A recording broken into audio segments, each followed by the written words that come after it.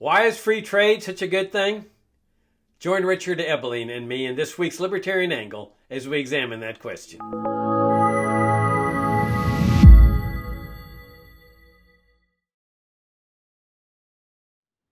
Hi, I'm Jacob Hornberger, president of the Future of Freedom Foundation. Welcome to this week's Libertarian Angle, the show that brings you all the principled case for the libertarian philosophy. I'm joined by Richard Ebeling, my co-host, professor of economics at the Citadel in South Carolina. Richard, good to see you again. It's good to be with you, our viewers and listeners, in another day. Yeah, thanks y'all for tuning in. If you're new to FFF for whatever reason, subscribe to our FFF Daily, which is free. And we have strived to make that the best libertarian commentary page on the internet on a daily basis, 6 days a week. We've got a monthly journal called FF Future of Freedom, and we've got Libertarian Angle. We've got my weekly show, Trump Watch. And so we invite you to come and join us and support our work if you like it.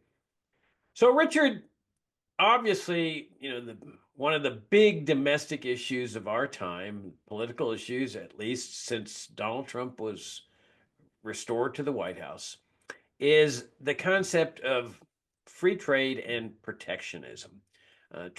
Trump obviously is a big proponent of tariffs and restrictions on trade. So I thought what we ought to do is have a segment that focuses primarily on the virtues of free trade, secondarily on the disadvantages of protectionism. But I find it absolutely astounding, Richard, that we're having to debate this issue. I mean, if there was any issue that would seem to me to be uncontested at this point, some more than 2 centuries since Adam Smith wrote his great treatise, The Wealth of Nations, it would be free trade. I mean, it's mind boggling to me that we're having to debate this issue. And especially with Republicans. Did you ever think you'd see the day when Republicans would become protectionists and advocates of protectionism? I mean, my concept of Republicans, Ronald Reagan and stuff, has always been that you could always count on Republicans being pro free trade.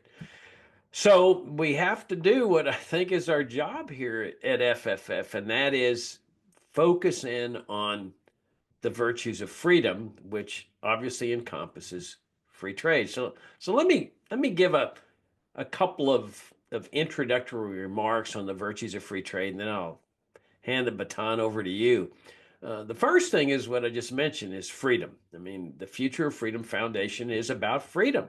That's what libertarianism is all about. We're striving for a free society. Now, obviously, free trade is not a sufficient condition for freedom, but it's a necessary prerequisite for freedom. That is to say, there's a lot of other things we need to do to achieve a genuinely free society. But one of the things that is absolutely required for a free society is free trade.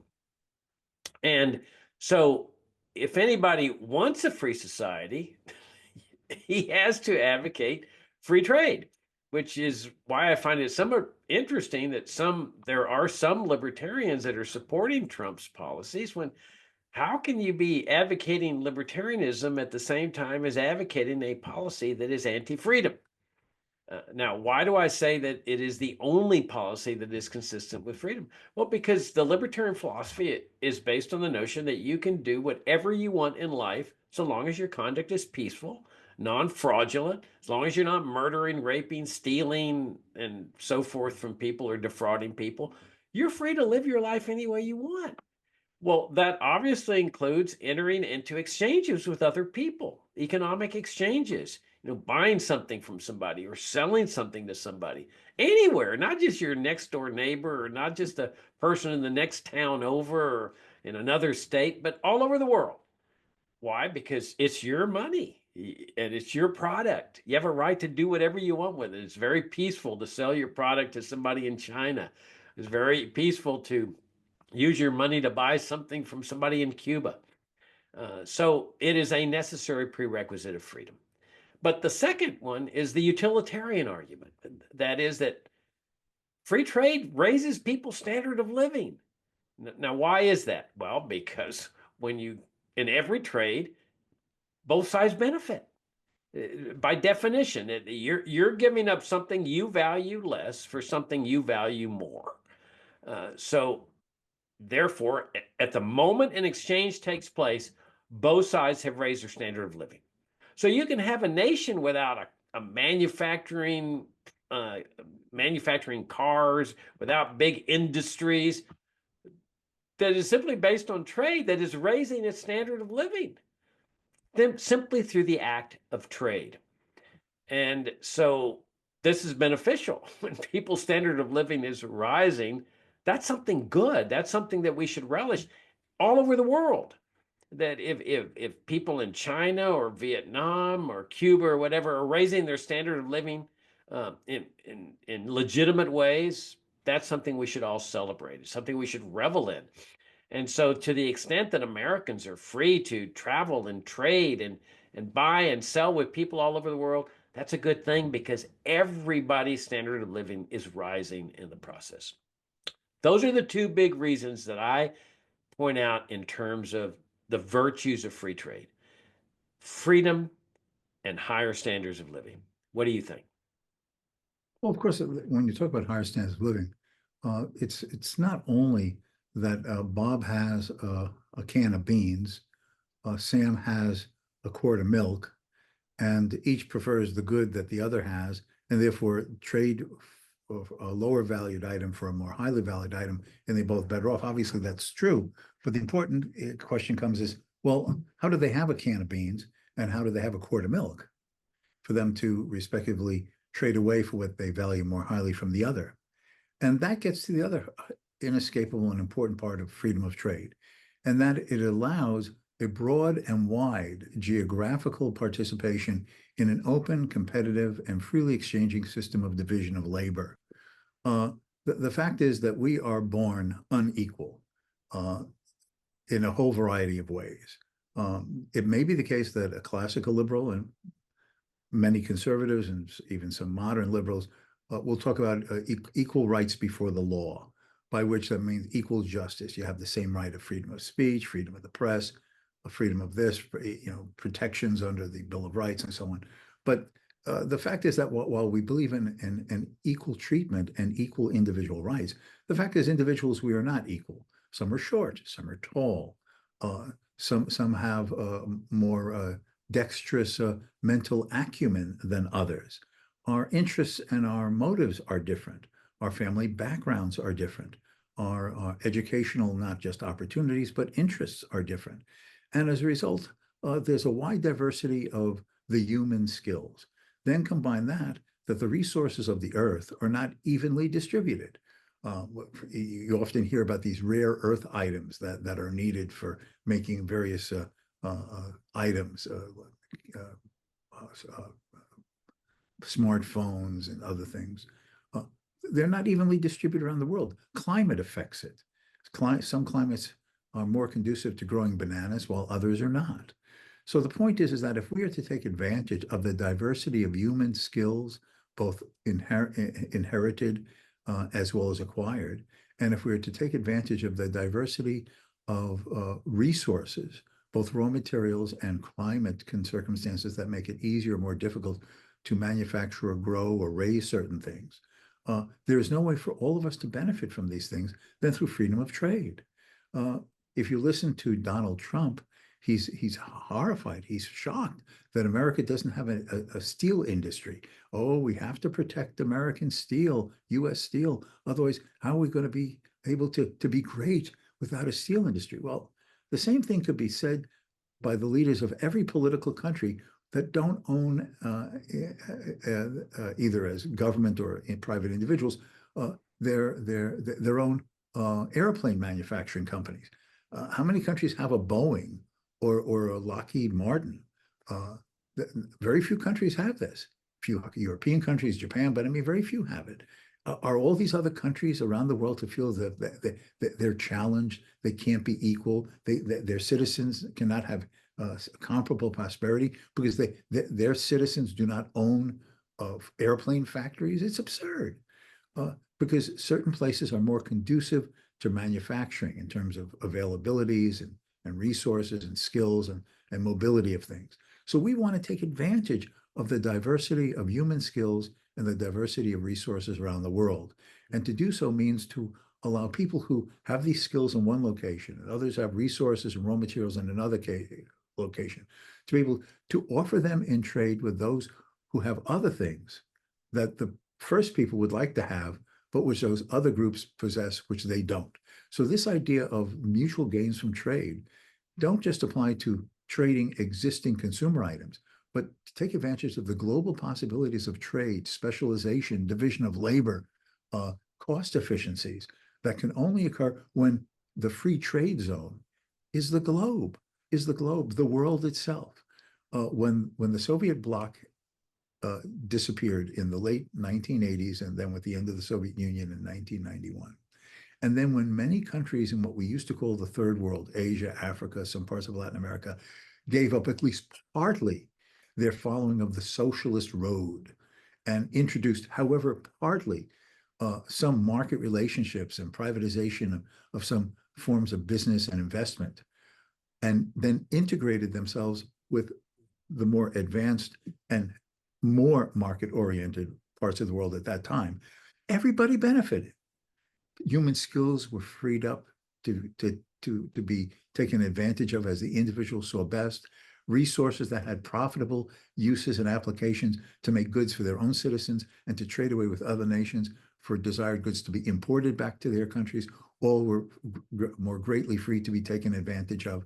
And through this, the world has prospered by allowing individuals the latitude and liberty to pursue careers, occupations, professions, lines of business that they find most attractive and efficient and profitable, and to trade with all the other peoples of the globe. I'll even go further. Let us suppose, I guess it was Elon Musk mentioned recently about, within a few years having unmanned flights to the moon, Mars, and maybe then manned flights to Mars and to settle people on Mars. And if it was discovered that settlements could be made on Mars and there were resources and raw materials unavailable on Earth or available at less cost, even transporting them back through space to planet Earth, it would be advantageous to have a galaxy-wide division of labor. And if foreign life is found in another universe, millions of light years away, and we found ways to trade with them, the world would benefit from intergalactic freedom of trade. We would all benefit from these things. And to the extent that some think they know better, this is the industries our country should have. These are the type of work skills and employments we should have. These are the people who should be allowed to enter our economies and trade, and those that may not. That arrogance, that hubris of presuming to direct societies how they're going to use their human talents and the uses of their scarce resources with their global diversity in ways different than people freely trading with each other would suggest and attempt and offer is absolutely absurd. To the extent we do so, we are poorer. We are not as wealthy as we could be. We are held back and enslaved and entrapped by those in political power. Yeah, you raise a lot of good points. I was particularly struck by your putting things in the context of other economic principles like division of labor or comparative advantage. And I was reminded of the great essay by Leonard Read called I Pencil, where Read talks about the biographical tree of the pencil. And he says nobody really knows how to make a pencil because when you add up all of the people all over the world that are doing just a tiny bit to produce something that is really no intention of theirs to produce this so that people can make a pencil, but all of this miraculously comes about. This is all because it's a demonstration of the virtues of free trade. That somebody that wants to make a pencil here, I forget that the rubber part comes from Borneo or something like that, and iPencil is brilliant in terms of putting that all together. That we're all better off where there's maximum opportunity to trade with everybody in the world because of this principle of division of labor. So when companies decide that they want to go to Mexico and open up there, they know what they're doing. It's their company. They're deciding that this is in their best interest of their company, best interest of their stockholders, minimize costs, maximize profits. People like Trump look at this and say, "Oh, this is a terrible thing because it's hurting American businesses." Actually, it's not. Now, you have this concept of what Schumpeter called creative destructionism. Clearly, there's businesses going out of business in an unhampered market economy every day. I mean, you have the instances of where in the South, textile towns went out of business because market conditions shifted. Okay, that's the way a free market works. There's no guarantees. But overall, if you let this system work, the people that have lost their jobs, they might have to move to another town, no question about it, but they end up getting quite likely a better job than the one they had before because this dynamic system is producing the capital base that's now increasing prosperity, the standard of living of everybody. And as the overall prosperity rises, that produces well-paying jobs for everyone else. Your concept of the division of labor also reminded me of growing up on the border.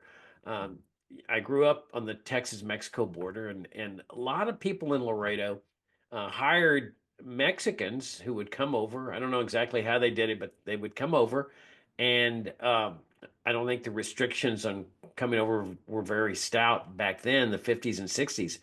But housewives would hire like landscape gardeners or maids or nannies. And it was, I'm sure, a relatively low rate of pay, but in every trade, like I said earlier, both sides are benefiting. The gardener's benefiting because what he has in Mexico is paying him half that. But my mother, she had a beautiful yard and garden and all this where she spent a lot of time, but it was that gardener that came in where she could say, "I want this done, I want this done, I want this done." And at at a relatively low cost. And this is what a lot of people don't realize is that when you have immigrants coming in that are willing to do work that other Americans are not willing to do, your standard of living can increase through that division of labor and free trade. Uh, for example, I have, I landscaping businesses here in Virginia or Northern Virginia are very expensive.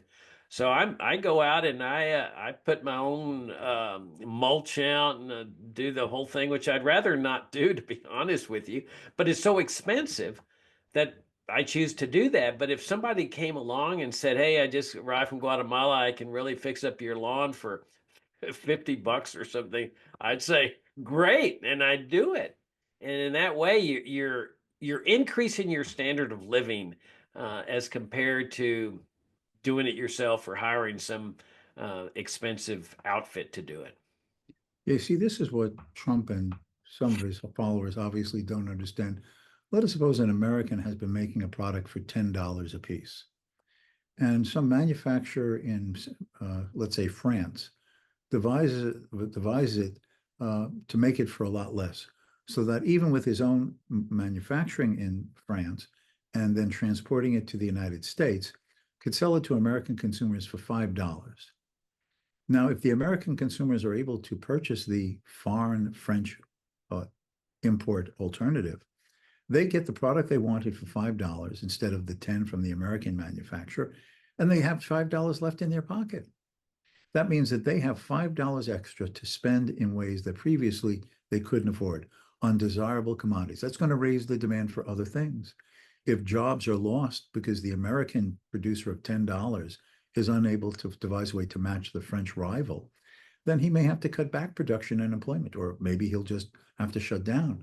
But it just means that the $5 extra left in the American consumer's pocket can be spent demanding other things, creating alternative profits, making different commodities, and with workers employed in different types of work. At the same time, the French seller of this product for $5 compared to the American manufacturer's 10 doesn't give it for free. Why do you work? To earn income. Why? Because you want to turn around and be a consumer yourself. So the earners of that $5 in France will want to buy some goods with those dollars. And that means that's going to increase the demand for American exports. Different goods manufactured to satisfy a French demanders with the dollars that they've earned. And that's other profitable opportunities for the shifting capital and other investable resources, other jobs. that may have been lost in the less competitive American suppliers line of endeavor. But the end result is that while the composition and the locations of some jobs may change, the cumulative effect by this type of price competitiveness in an open market is that slowly but surely we are able to have higher standards of living by being able to purchase things for less than previously it cost us, and therefore freeing up dollars and the resources that dollars represent to be able to demand and shift production into many other lines that will, at the end of the day, result in no loss of jobs in one way or another, and will have risen the standard of living of virtually all of us over the steps of the process. That is one of the benefits of free trade. And Donald Trump does not understand this. He believes erroneously that by imposing a tariff, he makes the foreigner pay. No, the foreigner pays no more than when you go into the supermarket, wherever you live, and you have your cart of food that you've come to the checkout counter of the supermarket, and let's suppose it comes to $100. Do you pay the $100? Yes. But what else do you usually pay in most places? A sales tax. The supermarket doesn't eat the percentage of the sales tax, so you just pay $100. No, he rings up the checkout person rings up the $100 of adding up all your items, and then punches plus 5%, plus 8% in here in the Charleston, South Carolina area, 9% sales tax. So I walk out paying $109 instead of $100. Well, when the good arrives at the port of entry in the United States from, let's say, a country in Europe, the importer, the American importer, cannot take it off that point of entry dock without paying the import duty. And he will end up either having to eat that import duty himself, which lowers his profit margins and his employment opportunities in various ways, or he tries to pass on that cost to the consumer, the same way the supermarket rings up the sales tax and makes you pay it. The American consumer ends up providing the extra revenue through the import duties that Trump says is going to be wonderful to increase the government's revenue status. The foreigner doesn't pay it. It's just another way of choking money out of the American taxing public.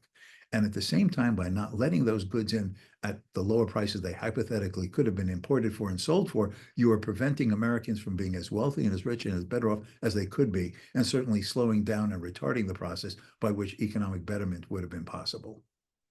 Yeah, well, you're pointing out something else about Republicans in today's times is just so strange. Not only are they now advocates of protectionism and anti-free traders, they're also pro-tax people. I mean, did you ever think you'd see the day where Republicans would be celebrating the raising of taxes? And that's exactly what they're doing with these tariffs.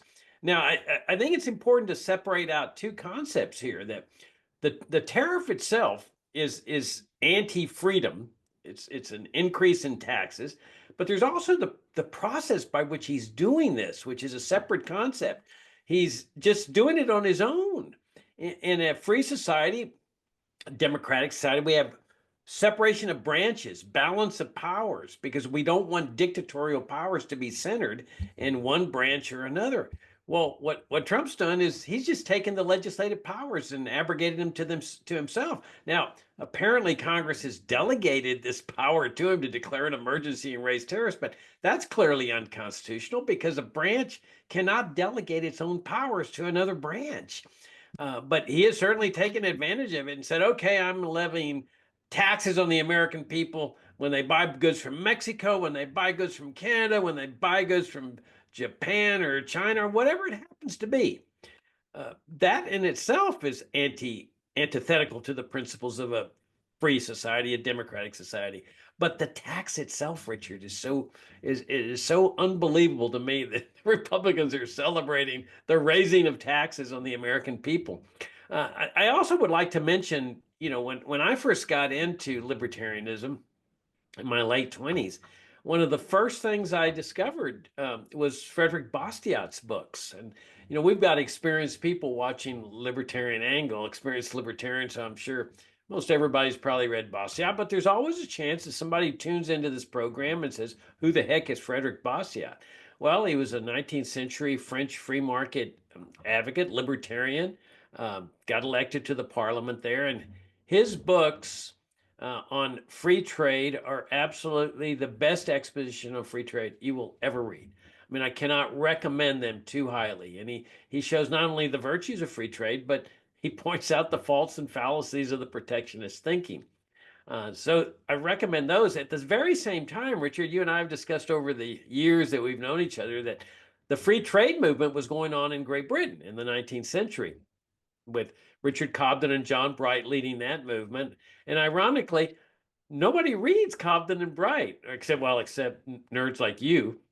But the irony is that they were successful in bringing free trade to Great Britain in large part because of the poor.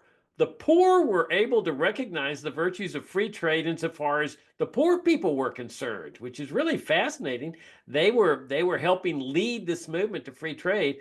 Bastiat, although he got elected to the legislature, proved to be a total failure in terms of turning France toward principles of free trade and libertarianism. So I think that's an interesting aspect of the free trade history. Yeah, I would just add is that to what you were saying about him.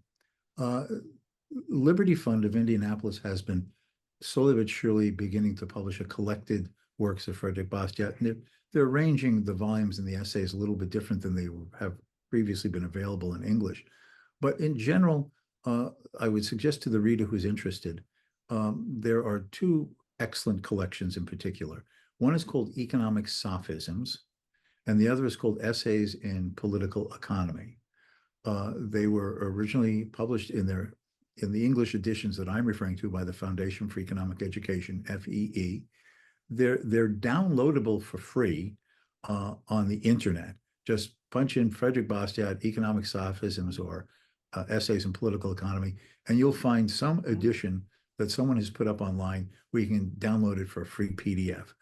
Not only are they insightful in explaining the benefits of free trade and the fallacies of protectionism of all sorts, he does so with wit, with sarcasm, with a charming turning of phrase that truly makes them an unbelievably pleasant read. And has a number of commentators said, as much as he was biting and sarcastic to those who advocated what he considered wrong-headed ideas, he never did it in an insulting or personally offensive way. He was concerned about pointing out about the contradictions, hypocrisies, and absurdities in the ideas that the individual was espousing, and never to resort to an ad hominem of impugning the character or the goodwill of the speaker himself. And they are just a charming set of readings if you care about the free trade principle.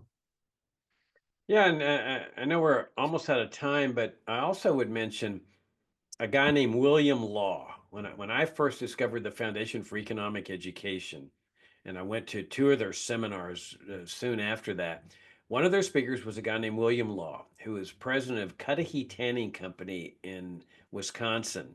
It may be called Law Tanning Company now, but Bill Law, who later became a good friend of mine, just blew me away. Blew me away. It was the best lecture on free trade that I have ever come across, even since then. So I don't know whether I think they were recording the talks. If you can ever find a recording or a video or an audio of William Law talking on free trade at the Foundation for Economic Education, I would highly recommend it.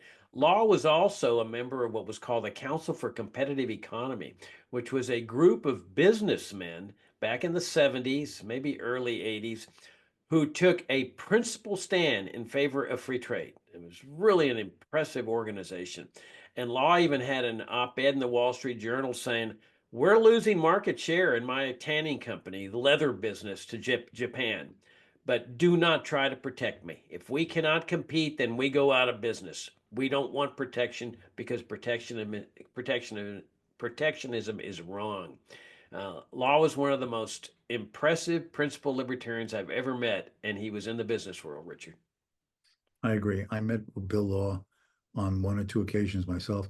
I even remember reading as a teenager that opinion piece he did in the Wall Street Journal, because he ended by saying, even if I went out of business or was threatened with going out of business, I would not want to be protected by the government, because that would be getting ill-gotten gains by receiving consumer dollars that I had not earned freely and fairly.